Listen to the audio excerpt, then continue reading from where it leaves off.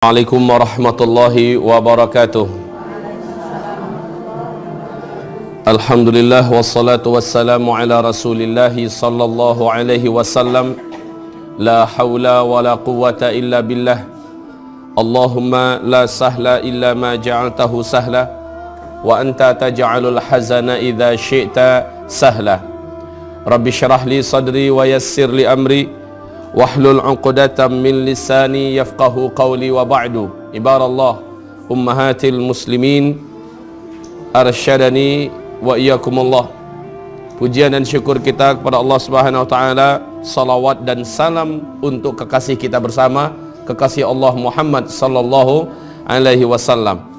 Kajian kita masih melanjutkan tentang 300 dosa yang sering dianggap lewat atau diremehkan oleh kaum wanita. Saya bacakan tentang bab kita sekarang adalah bab dosa-dosa wanita seputar pernikahan dan interaksinya dengan suami. Yang ke-13, wanita menolak bersetubuh dengan suaminya karena kesel, karena keinginannya tidak dikabulkan suami, karena ada pertengkaran ringan dan segala macamnya. Lalu suami punya hajat kepada istrinya dan dia menolak. Ketika dia menolak, alasannya capek kek, atau alasannya udah terlalu malam, atau alasannya dia kurang sehat, ya, atau alasan-alasan yang sebenarnya secara syar'i tidak bisa diterima, dan dia menolak. Apa kata Rasulullah SAW? Idza da'a ar-rajulu imra'atahu ila firashihi fa'abat fabata ghadbana 'alaiha, fabata ghadbana 'alaiha. Satu malam itu si wanita tidur dalam keadaan la'anat hal malaikah, seluruh malaikat mengutuk melaknat wanita ini hatta tusbiha, sampai besok pagi. Bu, kalau malaikat-malaikat mendoakan laknat untuk wanita ini, kebetulan malam itu, ibu ingat nggak kajian kita, ada satu malam dalam satu tahun Allah menurunkan penyakit wabah dari langit, ya lah. Orang yang kena laknat pasti kena itu. Orang yang dikutuk dilaknat pasti kena. Makanan yang terbuka terenganga pasti akan masuk wabah itu dan penyakit itu ke dalam makanan ini, ya. Begitu juga di malam hari di mana wanita ini kena laknat, ada sihir yang dikirimkan, ada dukun yang dipakai orang-orang yang lawan-lawannya, dipakai guna jasa dukun, diguna-gunai masuk itu. Kenapa? Dia kena laknat malam itu. Yang melaknatnya adalah orang yang paling makbul doanya. Malaikat, bu, doanya paling makbul. Kenapa? Kata Rasulullah SAW, orang yang tidak pernah berdosa lalu dia berdoa pasti Allah kabulkan. Malaikat pernah buat dosa enggak? Tidak. Sementara malaikah jamak daripada malak. Berarti bukan hanya satu malaikat yang mendoakan laknat untuknya, tetapi malaikat-malaikat yang banyak mendoakan kelaknatan atasnya. Wal'iyadzubillah. Jangan sampai menolak jika alasannya memang tidak syar'i. Taib. Walladzi nafsi biyadihi ma min rajulin. Sudah ibu bacakan tadi terjemahnya, bu? Oh ya, silakan, bu. Mengajak istrinya ke ranjang, namun istrinya tersebut menolaknya, lalu suaminya tidur dalam keadaan marah kepada dirinya, maka para malaikat akan melaknatnya hingga pagi, sampai hingga pagi hari. Naam. La haula wala quwata illa billah. Barusan ini yang ibu dengarkan adalah hadis Sahih Bukhari dan Muslim. Sebaliknya bagaimana? Sebaliknya bagaimana? Tidak ada kewajiban suami untuk memenuhi keinginan, tidak ada, tapi kewajiban istri ada. Ya, kalau istri yang minta suami nggak mau, maka tidak ada dosa atas suami itu. Ya. Dalam Sahih Imam Muslim dari hadis Abu Hurairah radhiyallahu anhu, ia berkata, Rasulullah SAW bersabda, cuma bu, suami ini terhitung zalim apabila si wanita masih normal. Wanita ini masih normal dan dia pun meminta normal. Kalau nyu minta sehari 5 kali baru nyu menolak, wajar. Tapi wanita minta pokoknya sekali seminggu, 2 kali seminggu, ini masih normal, ya. Atau sekali sehari lah. Sebenarnya ini masih normal. Wanita istrinya normal, ya. Kalau sempat laki-laki ini tidak menunaikan kepada kewajibannya pada istrinya, ini kan hajat istri.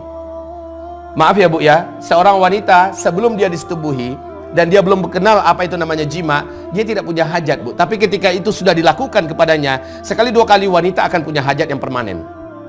Jika suami tidak memenuhkan hajat itu, maka suami ini zalim. Suami ini zalim. Selagi istrinya meminta dan dia diberi oleh Allah kesehatan, dia wajib menunaikannya. Dalam artian, dalam batas-batas yang normal. Ya.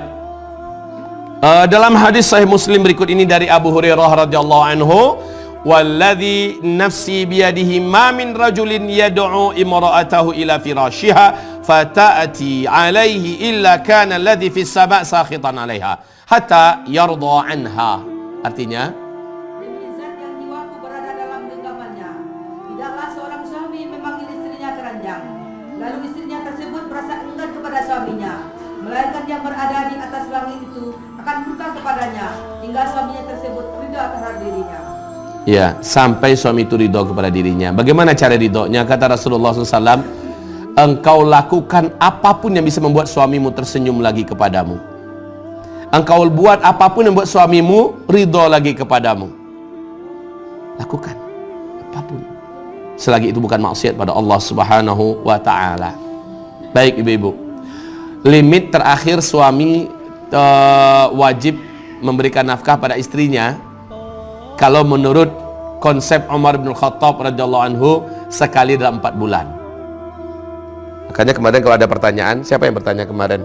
Bagaimana kalau sang suami kerjanya itu orang kapal, pulangnya sekali 6 bulan, sekali setahun, kesian sekali ini istri ya. Nah, pulangnya aja sekali-sekali begitu.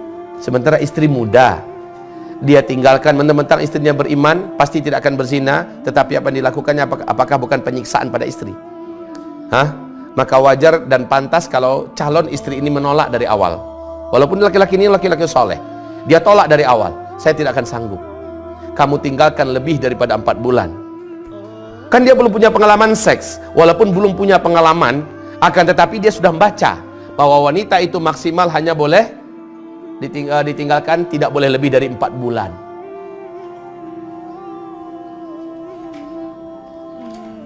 Artinya lewat daripada itu wanita ini sah kalau seandainya minta cerai, fasakh, atau sah menolak dari awal.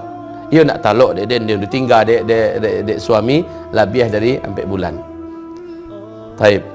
Ada seorang sahabat saya mencintainya karena Allah sampai sekarang. Ada tawaran kerja yang sangat menjanjikan, sementara orang-orang susah ingin mendapatkan peluang itu. Lalu dia datang kepada saya katakan, yang diinginkan istrimu, sementara dia hanya akan pulang sekali 2 tahun, dia hanya akan pulang 2 kali setahun atau sekali setahun. Saya katakan, yang diinginkan oleh istrimu yang muda bukanlah uangmu belaka, tapi adanya engkau di sisinya. Mungkin dia lebih siap menerima rezeki ala kadarnya, sementara dia bisa menyaksikan engkau berhari-hari bersamanya. Silakan pergi, karena laki-laki itu memang harus pergi-pergi, tetapi janganlah sampai menelantarkannya sampai hanya sekali setahun engkau pulang, ya, hanya akhirnya dia menangis karena ini peluang. Ada juga seorang laki-laki di Kuala Lumpur.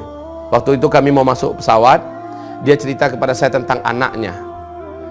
Dan saya tanyakan, sudah berapa tahun bapak di Malaysia? Dia mengatakan sudah 8 tahun. Sekali berapa bapak pulang? Dia mengatakan, saya pulang mungkin dalam 6 bulan sekali, atau dalam setahun mungkin sekali pulang. Saya pulang hanya 3 minggu. Paling-paling 6 bulan dia pulang 3 minggu. Saya katakan, maka jangan salahkan anak bapak yang sekarang ini sudah sangat nakalnya dan pelawannya. Jangan salahkan istri bapak, karena yang salah adalah bapak.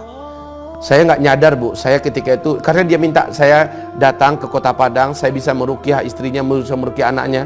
Masalahnya sekarang adalah salah bapak. Ngapain saya meruqyah anak istri bapak? Saya bilang, ya nggak bisa. Saya harus mentatar bapak. Yang salah itu adalah bapak. Anak itu membutuhkan vitamin bapak namanya. Ya, gizi dari kehadiran bapak, dekapan bapak, anak itu memerlukan itu. Sekarang bapak tidak datang hanya bapak kirimkan uang. Sekalipun halal uang yang bapak kirimkan, ya, tetapi dia tidak menemukan kehangatan bapak, belayan bapak, kasih sayang bapak. Istri juga begitu. Sekarang anak-anak bapak kata bapak pernah masukkan pesantren semacamnya. Nggak cukup pak, kehadiran bapak di sisinya adalah, ya. Saya merasakan itu bu. Seringnya saya keluar, saya merasa anak-anak ini kekurang gizi seorang ayah. Ketika saya datang, anak-anak lebih lengket rasanya, lebih apa yang kecil-kecil. Alami sekali mereka, ya. Sangat butuhkan kepelukan kita, kehangatan kita. Jadi gizi bapak itu wajib dimiliki oleh seorang anak. Ya. Apalagi anak-anak dalam usia balita, usia kanak-kanak, sangat penting. Kenapa anak-anak yatim yang dimasukkan ke panti asuhan nakal? Betul tidak? Kenapa anak nakal? Mereka kehilangan figur ayah. Kewajiban mendidik anak bukan pada istri, tapi pada ayah. Kewajiban istri hanya asisten. Ayah adalah seorang imam. Kewajiban pada pundak suami ini sangat besar, dan diperlukan oleh istri bukan hanya semata-mata fulus kita, dia perlukan pelukan kita. Maksudnya laki-laki ya, istri itu perlukan pelukan suami, dia perlukan kehadiran suami. Inilah dia. Baik, jadi ketika kita bicara ini, ya, ini dalam konteks kewajiban laki-laki pada istri. Nah, sekarang istri minta jatahnya. Ya, kita kembali kepada konteks awal kita. Istri, maaf ya, suami minta jatahnya. Kan kata Rasulullah begitu. Laki-laki kan diperintahkan banyak keluar, betul tidak? Wanita diperintahkan banyak di rumah. Ibu-ibu yang kami muliakan, ketika laki-laki di luar, dia banyak ngelihat nggak? Allah perintahkan kepada wanita, waqarna fi buyutikunna, hendaklah kamu banyak menetap di rumah-rumah kamu.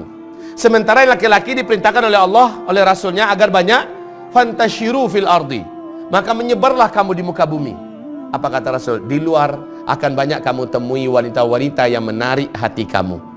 Betul? Akan banyak kamu temui wanita yang menarik hati kamu. Pulanglah kamu segera ke rumah, kata Rasulullah. Apa yang ada pada wanita yang kau temukan di luaran sana, ada pada istrimu. Wanita itu punya bibir, ada juga bibir istri kamu. Wanita itu punya hidung, punya mata, ada mata dan hidung istri kamu. Wanita itu ada punya sesuatu yang spesial, ada juga pada istri kamu. Maka kamu tunaikanlah kepada istri kamu. Ternyata pulang-pulang ke rumah istri nolak. Sementara dia membara di luar, dan dia tidak mau bermaksiat kepada Allah Subhanahu wa taala.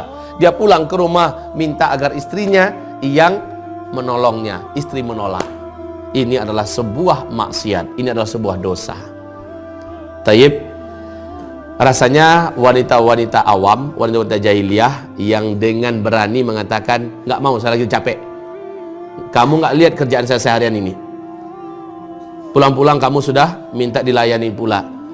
Besok-besok nanti, kalau kamu mau sewakan hotel, kita istirahat seharian. Masya Allah, istri macam apa yang kayak gini nih? Hah? Dia punya harga tawar dengan suaminya. Kalau nggak mau, ya dari awal saja nggak usah nikah dengan dia.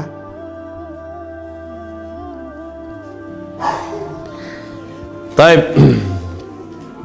Lagi ngapain? Lagi sibuk, matikan semua kesibukan itu. Lagi masak, matikan masaknya. Ya. Coba lihat hadis sebelahnya. Walau ala tannur, wa in kanat ala tannur. Baca artinya, Bu. Ya, itu yang di belakang tadi. Ya. Ya, apabila suami memanggil istrinya untuk memenuhi kebutuhannya, maka hendaklah ia memenuhinya, sekalipun saat itu ia sedang sibuk di dapur. Walaupun suami ketika itu, istri ketika itu sedang masak, atau dia seorang penjahit punya, sedang enak-enaknya menjahit, sedang enak-enaknya menjahit, atau dia sedang apalagi sedang nonton yang begitu santainya. Masak itu kan tidak boleh ditinggalkan kalau sedang masak, dan tidak. Sedangkan masak yang nggak boleh ditinggalkan saja diperintahkan untuk tinggalkan ketika suami yang manggil. Ngapain suami manggil? Ngapain aja pokoknya. Ternyata suaminya minta diurut. Ternyata suaminya minta tolong buatkan teh susu. Ternyata suami minta dibekam dan sebagainya. Apalagi minta berhubungan intim yang wajib ditunaikan oleh seorang istri. Adalah sangat baik datangi dulu, ya. Apalagi lagi nelfon, suami ngomong, Bu, ada telepon masuk, suami lagi ngomong nih, telepon masuk, maaf ya Bu ya. Sebuah bentuk tidak beradabnya istri, suami lagi ngomong dengan dia, kemudian ada telepon masuk, dia langsung aja ngomong tanpa minta izin, boleh saya angkat ini? Kalau suami izinkan baru boleh kita angkat. Ini enggak, langsung ngomong tanpa minta izin, tanpa ampun, langsung ngomong, kayak penting kali lah orang nih. daripada suaminya, yang dia adalah tuannya, dia adalah imamnya, dia adalah rajanya. Penting kalilah orang nih, maaf ya, ini termasuk wanita kurang ajar. Wanita kurang ajar, tidak beradab. Apalagi di depan Allah. Di depan Allah Subhanahu wa taala. Baru lepas sholat, terdengar HP berbunyi, dia langsung, padahal dia masih di haribaan Allah Subhanahu wa taala. Maka saya tersentuh dengan ulama-ulama kita kemarin di Madinah. Saya ketemu dengan Ustadz Arifin Ilham, saya ketemu dengan Ustadz Farid Ahmad Utbah, saya ketemu dengan beliau. Asal pergi ke masjid, HP pasti beliau tinggalkan di rumah, di hotel. Selama keluar ke masjid, nggak mau dia bawa HP di hotel. Kalau pulang ke hotel, masuk kamar, baru diaktifkan. Ini adab sebenarnya. Kenapa? Saya bicara dengan Ustaz Arifin, saya bicara dengan Ustaz Farid yang ketika itu bisa ketemu ya. Ketika itu ada juga Ustaz Bakhtiar Nasir, tapi nggak sempat ketemu saya. Ada juga Ustaz Ustaz Abdul Somad, saya juga nggak sempat ketemu. Nah, mereka ini punya adab. HP tinggal di rumah. Apa katanya? Masa saya sedang di hadapan Allah, di rumah Allah, saya bicara dengan orang lain, saya sangat tidak beradab katanya. Saya tidak akan mau melakukan itu. Nah, ini dengan Allah Subhanahu wa taala. Wa ba'dallah wa ba'da rasulih fazauj. Setelah Allah, setelah rasulnya suami. Jangan sesekali melakukan adab yang tidak baik itu kepada suami kita. Sedang mengeceknya, awak mengecek lo orang lain.